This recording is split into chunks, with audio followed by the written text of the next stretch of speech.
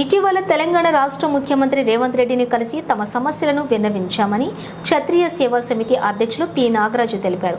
ముఖ్యమంత్రి తమ సమస్యల పట్ల సానుకూలంగా స్పందించడంతో క్షత్రియ సేవా సమితి ఆధ్వర్యంలో ఆగస్టు 18న సీఎం రేవంత్ రెడ్డికి అభినందన సభను నిర్వహించామని సోమాజిగూడ ప్రెస్ క్లబ్లో ఆయన తెలిపారు. అల్లూరి సీతారామరాజు పేరు మీద క్షత్రియ భవనానికి స్థలం కేటాయించడం, అందరిలాగానే క్షత్రియులకు కూడా కార్పొరేషన్ ఏర్పాటు చేసే అంశాల పట్ల సీఎం హామీ ఇచ్చారని తెలిపారు. ఆగస్టు 18న గచ్చిబౌలి జీఎంసీ బాలయోగి ఇండోర్ స్టేడియంలో జరిగే అభినందన సభలో సీఎం 2 అంశాల మీద ఒక ప్రకటన చేసే అవకాశం ఉందన్నారు. 1961 సంవత్సరంలో ఏర్పాటు చేసిన క్షత్రియ సేవా సమితి ప్రతి సంవత్సరం సేవా దృక్పథంతో పేదలకు, విద్యార్థులకు, అన్ని వర్గాల ప్రజలకు సాయం అందిస్తుందన్నారు.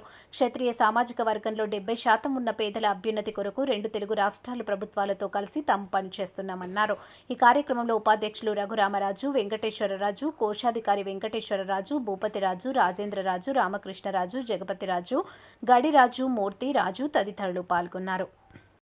ఒక క్షత్రియ భవనం లాంటిది కట్టుకుందాం అని చెప్పి వారిని రిక్వెస్ట్ చేసినప్పుడు వారు దానికి ఆమోదించారు. ఓకే, నేను అది చేస్తానని స్థలం కూడా కేటాయించి అందులో మీకు క్షత్రియ భవనం ఏర్పాటు కూడా మా తరఫున కృషి చేస్తామని చెప్పి వారిని కలిసినప్పుడు చెప్పడం జరిగింది.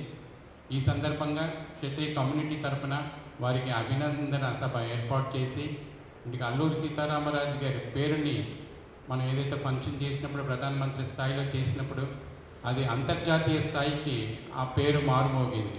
అదే అల్లూరి సీతారామరాజు గారి పేరు మీద ఒక భవనం ఏర్పాటు చేసి సమాజంలో కూడా అందరికీ కూడా సేవ చేయాలనే ఒక దృక్పథంతో వారిని కోరడం జరిగింది. దానికి వారు అంగీకరించి తప్పనిసరిగా నేను మీ మీటింగ్లో వచ్చినప్పుడు అనౌన్స్ చేస్తాను అని చెప్పి వారు చెప్పడం జరిగింది. అదేవిధంగా అన్ని కులాలకి కూడా ఇక్కడ కార్పొరేషన్ కూడా ఏర్పాటు చేయడం జరిగింది. సో క్షత్రియులో కూడా కార్పొరేషన్ అనేది ఒకటి కావాలని చెప్పి వారిని రిక్వెస్ట్ చేయడం జరిగింది.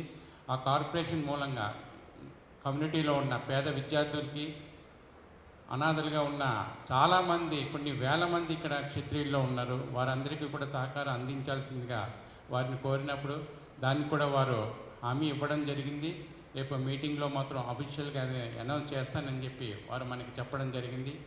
ఈ సందర్భంగా కమ్యూనిటీ తరపు నుంచి వారికి భారీ అభినందన సభ కూడా ఏర్పాటు చేయడం జరిగింది. దీనికి ముఖ్య కారణం అది ఒకటి, వారు క్షత్రియ భవనం అల్లూరి సీతారామరాజు గారి పేరు మీద వారు ఆమోదించినందుకు, అదేవిధంగా క్షత్రియ కార్పొరేషన్ కూడా మా తరపు నుంచి వారికి రిక్వెస్ట్ చేయడం జరిగింది. ఈ రెండే కాకుండా క్షత్రియులు కూడా ఇక్కడ లాస్ట్ 70-80 ఇయర్స్ నుంచి హైదరాబాద్లో స్థిరపడ్డారు. క్షత్రియ